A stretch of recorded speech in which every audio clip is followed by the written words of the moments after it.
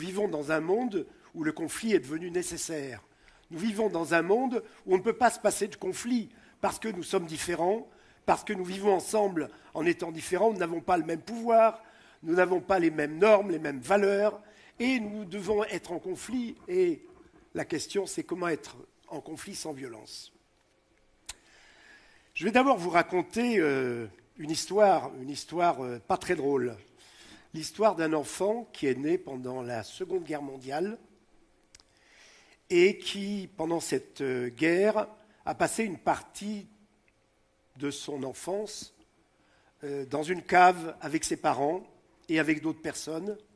Il était malade, cet enfant, il avait la coqueluche, et sa mère étouffait sa bouche, mettait la main devant sa bouche pour l'empêcher de tousser, de peur qu'on le repère, qu'on les repère, et qu'on les envoie, vous savez bien où, assez loin.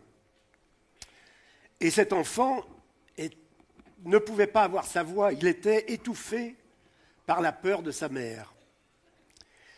L'histoire aussi d'un enfant né pendant la Seconde Guerre mondiale et dont les 4 frères ont été assassinés dans un massacre collectif à peu près le jour de sa naissance, dans un pays lointain. L'histoire d'un enfant à qui sa mère disait « Tu es fou, tu es fou, tu es fou, et tu es méchant, mais ce n'est pas de ta faute, c'est la faute des Allemands. Ce sont les Allemands qui t'ont fait ça. » Et la violence de cette mère, de cette pauvre mère qui disait ça à cet enfant. Et cet enfant a vécu une grande partie de son enfance dans la peur. Il avait tout le temps peur. Il faisait pipi au lit jusqu'à l'âge de 10 ans. Et puis chaque fois qu'il marchait dans la rue et qu'il passait devant une porte, la porte d'un immeuble, il tremblait de peur. Il tremblait de peur à l'idée de ce qui pouvait en sortir. Il ne savait pas qui il était. Il ne savait même pas s'il était un animal, s'il était un hybride, s'il était une chose. Il ne savait pas qui il était. Cet enfant, bien entendu, vous l'avez deviné, c'était moi. Et j'ai dû guérir. J'ai dû apprendre à me guérir, à guérir de ces peurs, de cette peur, de ce silence, de cette violence. Et c'est ainsi aussi que je suis devenu guérisseur de la violence, guérisseur de la peur et guérisseur de la violence. Je ne pense pas qu'on puisse enseigner la non-violence, comme certains le pensent. Je ne pense pas d'ailleurs qu'on peut enseigner à communiquer aux êtres humains, à aimer. Je pense que ce qui nous empêche d'aimer, de communiquer, de vivre avec les autres, ce qui nous empêche d'être non-violents, eh bien ce sont nos blessures, ce sont les blessures que nous devons guérir. Et c'est pour ça que je parle de guérison. Je pense qu'on ne doit pas nous enseigner ce que nous devons être, comment nous devons nous comporter, mais on doit nous aider à guérir. Alors je travaille évidemment dans des endroits difficiles de la planète, dans des endroits où il y a de la guerre, dans des endroits où il y a des guerres civiles, des massacres au Moyen-Orient, dans le Caucase russe, en Afrique, au Rwanda, après la guerre civile et le génocide. Mais en même temps, je travaille aussi avec des gens comme vous, comme moi, comme nous le sommes tous. Et je me suis rendu compte que nous avons tous besoin de guérir cette violence qui nous pourrit la vie.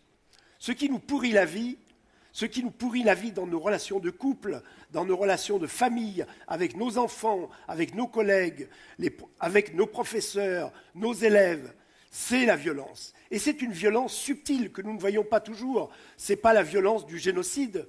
Ce sont des violences beaucoup plus subtiles où nous sommes indifférents aux autres, où nous humilions les autres, où nous sommes humiliés, où nous sommes ignorés. Et c'est cette violence, en fait, que nous avons tous besoin de guérir, y compris lorsque nous sommes dans des pays développés, dans des pays riches, où apparemment la violence n'existe que dans quelques banlieues à l'écart, et où, ma foi, la vie a l'air convenable, si on la compare à des endroits de la planète très déshérités. Alors dans ce travail, je vais vous donner peut-être une idée du processus qui amène la guérison, qui amènent le changement et qui amènent à sortir de la violence. Alors d'abord, dans un groupe comme ceux que je mène, avec n'importe quel public, c'est la même chose au Rwanda, c'est la même chose en France, c'est la même chose aux États-Unis. Au début, ça se passe un peu toujours de la même façon. Il y a des gens qui parlent. Alors ceux qui savent bien parler, ils parlent, et en fait, ils ont au début un masque. Et ce masque, qui peut être professionnel, qui peut être un masque tout simplement humain, ils vont utiliser des mots qui vont les aider à impressionner, à dominer, à faire peur aux autres, à montrer qu'ils sont les meilleurs. Et puis il y a ceux qui se taisent. Ceux qui se taisent, eux, ils pensent qu'ils n'ont pas le droit à la parole. Ils pensent que s'ils parlent, ils vont être rejetés, méprisés, humiliés. Ils pensent que leur parole n'a pas d'importance. Et c'est ce qui se passe au début. Au début, chacun a son masque. Il y a ceux qui ont un masque de bêtise. Il y a ceux qui ont un masque de pouvoir. Il y a ceux qui ont un masque d'indifférence. Et moi, je travaille avec toutes sortes de gens. Je ne travaille pas forcément avec des gens qui sont des volontaires pour faire ce travail, mais qui ont besoin, parce qu'ils souffrent, et ils ont envie de sortir de cette situation de souffrance. Ça, c'est le début. Qu'est-ce qui se passe après? Eh bien, après, il y a tout un accompagnement qui amène les gens à parler de leur peur. C'est-à-dire à voir que derrière le masque, il y a de la peur, il y a la peur des autres qui peuvent nous faire violence, les autres qui peuvent nous humilier, qui peuvent nous agresser, nous attaquer, nous rejeter. Et ces peurs ont besoin d'être dites. Dans tous les groupes, les gens ont peur, mais ils n'ont même pas conscience qu'ils ont peur. Et le premier travail à faire, c'est de les aider à dire leur peur. J'avais pris quelques notes de peur qu'on trouve dans des groupes. Il y a des gens qui disent ou qui pensent « il y a des gens plus intelligents que moi ici. Celui-là prend trop de place. Je ne me sens pas bien avec eux. Si je dis ce que je pense vraiment, on va me traiter de raciste. On va me tomber dessus. » Et puis, il y a des paroles de violence. Il y a une violence qui est là, sous-jacente. Et puis, dans certains groupes difficiles, il y a des paroles qui se disent. Il y a des policiers qui me disent, et qui disent devant tout le monde, mais les habitants de ces quartiers-là, en fait, il faudrait, si on nous laissait faire, il faudrait les passer tous au lance-flammes. On serait débarrassé d'eux. Il y a donc ce début, cette violence qui commence, et il y a ces peurs qui se disent. Quand les peurs se disent, une certaine confiance commence à s'installer. La peur diminue.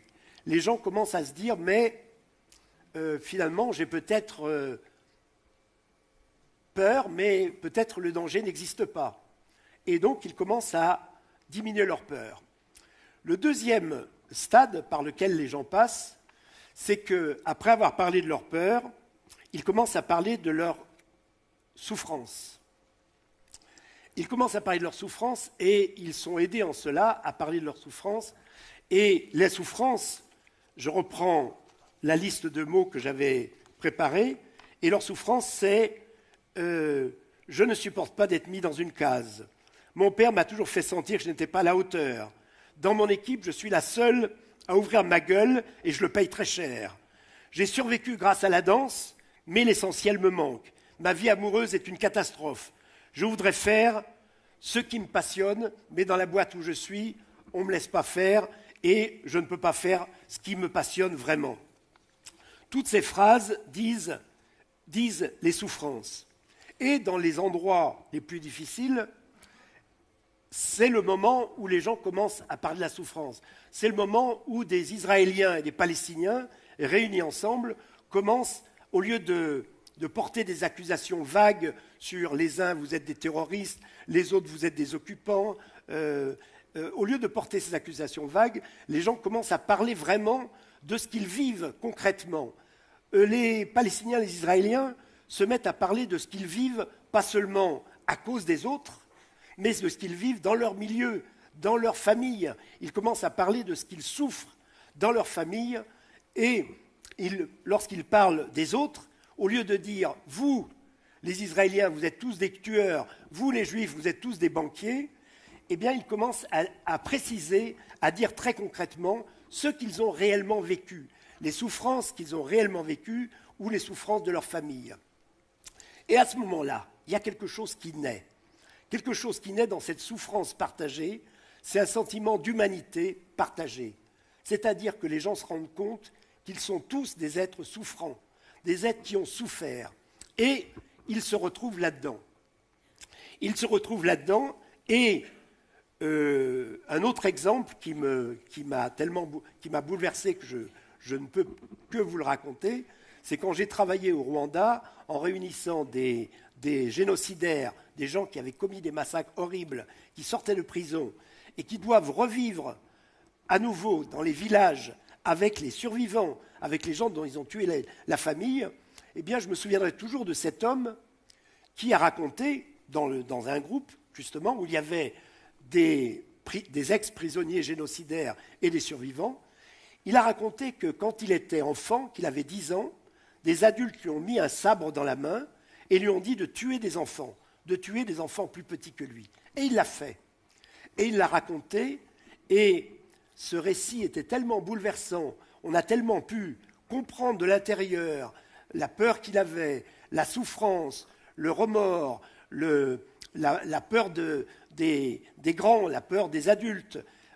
Et on a tellement senti, les gens ont tellement senti qu'il y a eu un sentiment de fraternité qui est né. Et ce sentiment de fraternité arrive dans tous les groupes, non pas quand les gens essayent de donner une bonne image d'eux-mêmes, non pas quand les gens se battent pour montrer à quel point ils sont bien, mais il naît à partir du moment où les gens avouent leur faiblesse, avouent leur peur, avouent leur souffrance. Et cette humanité-là, elle est décisive à ce moment-là. Parce que, qu'est-ce qui arrive à ce moment-là? C'est que l'autre n'est plus un monstre, l'autre n'est plus entièrement mauvais. Il est comme moi, il est un être souffrant comme moi. Il a vécu des choses que moi aussi j'ai vécues et j'ai une possibilité de m'identifier à lui. C'est le moment, par exemple, où toujours dans ce groupe auquel je pense, où il y avait des Palestiniens et des Israéliens, le Palestinien dit d'un seul coup à un Israélien, il lui dit « Mais pour moi, maintenant, tu es toujours un adversaire, tu es toujours un ennemi, je dois te combattre, mais tu es un être humain, tu n'es plus un monstre, tu es un être humain. » Et ce moment-là est décisif parce qu'à ce moment-là, effectivement, le conflit est possible. Un conflit, d'ailleurs, qui pousse les gens dans leur retranchement. Un conflit qui les amène à sortir ce qu'ils ont dans le ventre. Et à ce moment-là, quand ce conflit existe, ce conflit sans violence, où l'autre n'est pas vu comme un monstre, à ce moment-là, ce n'est pas la vérité qui sort, parce que, comme on sait, chacun sa vérité, mais c'est la réalité. C'est la réalité qu'on oublie, la réalité qu'on ne connaît pas, parce qu'on est aveuglé par le filtre de nos haines, de nos peurs, de nos passions, et à ce moment-là, on se met à parler de la réalité. Et on peut faire quelque chose à ce moment-là. On sort de l'impuissance parce qu'on n'est plus dans des généralisations, on est dans des choses très concrètes où on a besoin de se battre, effectivement, mais où peut se battre, on peut se battre. Alors je voudrais dire également une dernière chose, c'est que je pense qu'il faut qu'on réhabilite la peur. Il faut qu'on réhabilite la violence. Tout à l'heure, je vous ai dit ma difficulté, ma tristesse à l'idée de vous parler de la peur et de la violence. Mais je pense que c'est un message très, très heureux de réhabiliter la peur. On nous dit, par exemple, on nous parle de la peur de l'autre. On nous dit la peur de l'autre. Il ne faut pas avoir peur de l'autre. Mais c'est un mensonge. C'est un mensonge qu'on nous inculque pour nous empêcher d'être en conflit, pour nous empêcher de nous battre pour nos valeurs, pour nos besoins, et tout en écoutant les autres, en écoutant évidemment les besoins des autres, en les écoutant, mais en se battant. L'autre, ce n'est pas l'autre qui nous fait peur. Ce qui nous fait peur, c'est celui qui peut nous faire violence, celui dont j'imagine qu'il peut me faire violence, ou qui me fait violence réellement. Lorsque je suis dans le métro et que je vois un moine bouddhiste, c'est un autre, il est vraiment autre, il a une tonsure, il a une robe orange, il ne me ressemble pas, il a une autre religion que moi, mais il ne fait pas peur. Il ne fait pas peur parce que je n'ai pas peur de sa violence, ou peut-être parce qu'il n'est pas violent avec moi, et en tout cas, moi, je n'ai pas peur de cette violence.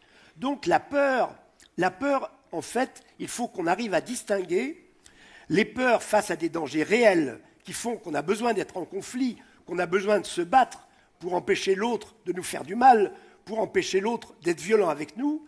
Et puis il y a les peurs imaginaires, pas les peurs imaginaires, la peur n'est jamais imaginaire, mais il y a les dangers imaginaires qui viennent de mes peurs, de mes blessures anciennes, de tout ce que j'ai subi, de toutes les violences que j'ai subies, car nous avons tous subi des violences dans notre histoire personnelle, et qui font que nous avons peur d'être jugés, d'être agressés, et quelquefois de façon imaginaire, pour des dangers imaginaires.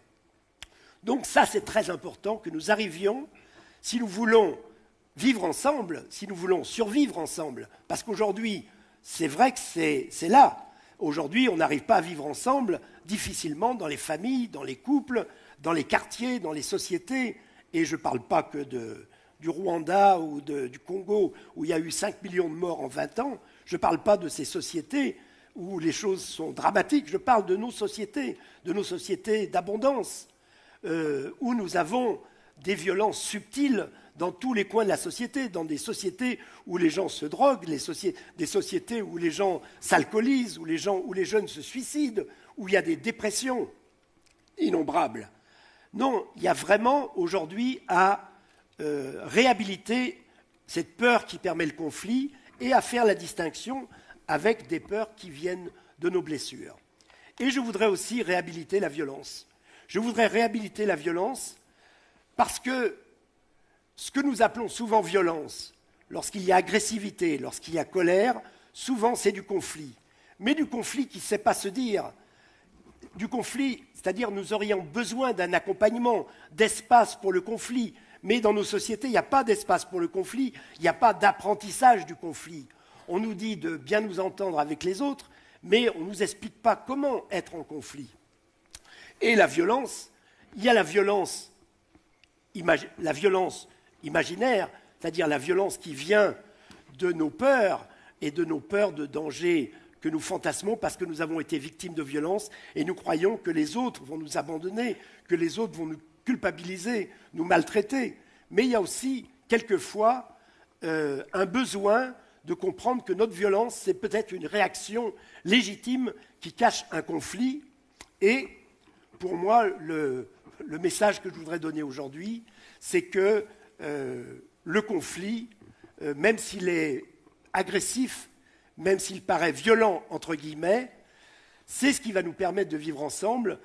Il y a l'union, il y a l'amour, il y a l'empathie, il y a tout ça qui existe, mais il y a aussi le conflit, et sans le conflit, je pense que nous ne survivrons pas dans une époque aussi déstabilisée que la nôtre, dans une époque où tout dégringole, la confiance dans les politiques, les familles, la bonne entente dans les familles, la bonne entente dans les quartiers, entre les enseignants, les élèves. On voit bien qu'aujourd'hui, dans cette crise multiple, eh bien, nous avons besoin d'apprendre le conflit. Merci.